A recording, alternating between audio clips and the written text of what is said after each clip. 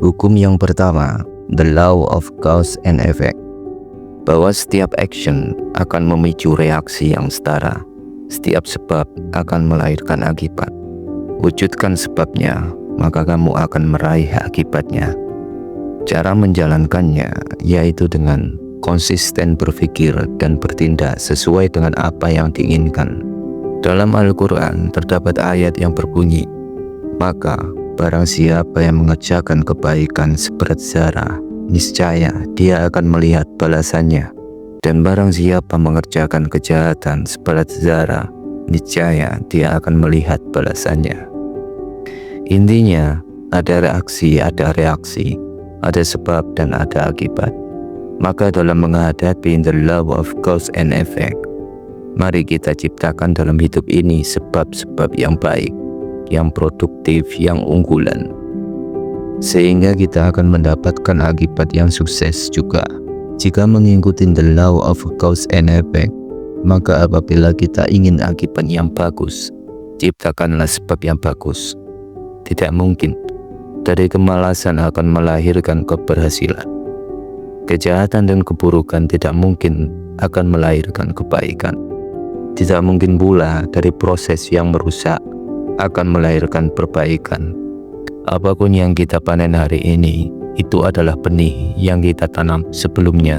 Hukum yang kedua, the law of polarity, bahwa segala sesuatu memiliki pasangannya. Ada panas, ada dingin, ada terang, ada gelap, ada atas dan ada bawah, ada baik dan ada buruk. Pasangan akan saling mengadakan. Oleh karena itu, jangan mengingkari apa yang tidak kita inginkan atau setujui. Cara menjalaninya yaitu dengan melihat sisi baik dari seseorang atau suatu situasi.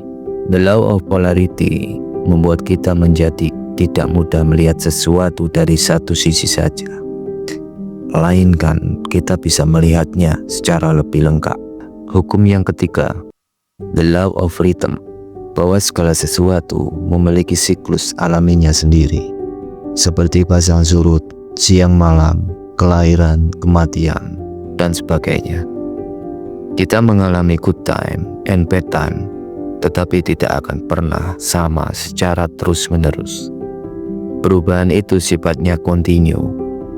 Memahami bahwa keadaan atau situasi ini pun akan berlalu adalah kebijaksanaan yang paling baik.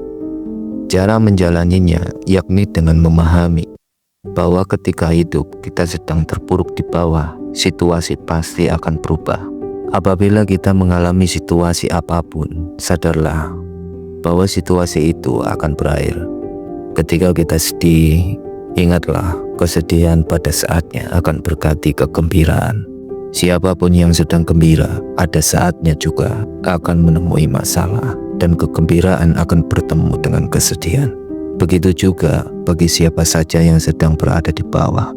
Janganlah berputus asa. Sebagaimana pula yang sedang berada di atas, tidak perlu menjadi sombong. Hukum yang keempat, the law of gestation, bahwa sesuatu memerlukan waktu untuk menjadi. Segala sesuatu memiliki awal yang belum sempurna, yang kemudian akan berkembang menjadi semakin sempurna. Pikiran itu seperti bibit yang ditanamkan di pikiran kita yang subur, kemudian berbunga dalam pengalaman nyata. Cara menjalaninya yaitu dengan tetap fokus dan sadar bahwa tujuan-tujuan akan terwujud pada saatnya. Segala sesuatu dalam hidup butuh proses, perlu waktu.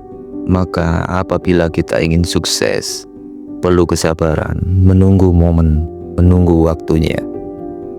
Oleh karena segala sesuatu ada waktunya, maka ada waktu menanam, ada waktu memelihara, ada waktu memetik buahnya.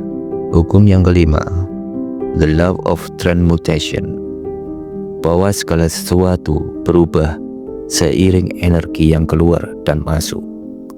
Pikiran kita adalah energi kreatif. Semakin kita memfokuskan pikiran pada apa yang kita inginkan, maka semakin kuat energi kreatif yang akan berbuah dalam kehidupan nyata. Cara menjalaninya yaitu dengan menguatkan pikiran dan tindakan untuk meraih apa yang kita inginkan, sehingga diri kita akan menarik manifestasi nyata dari energi tersebut. Segala sesuatu berubah karena hidup itu dinamis, seperti apa yang dinyatakan oleh Heraklitos, bahwa segalanya itu berubah kecuali perubahan itu sendiri. The law of transmutation mengajarkan kita menghadapi, merancang, dan menyiapkan perubahan agar arah perubahan yang terjadi sesuai dengan keinginan kita, membuat kita menjadi pribadi yang lebih baik, lebih berhasil. Jangan pula kita membiarkan perubahan menjadi liar dan tidak terkontrol. Terima kasih sudah mendengarkan. Semoga ini bermanfaat untuk hidup kita.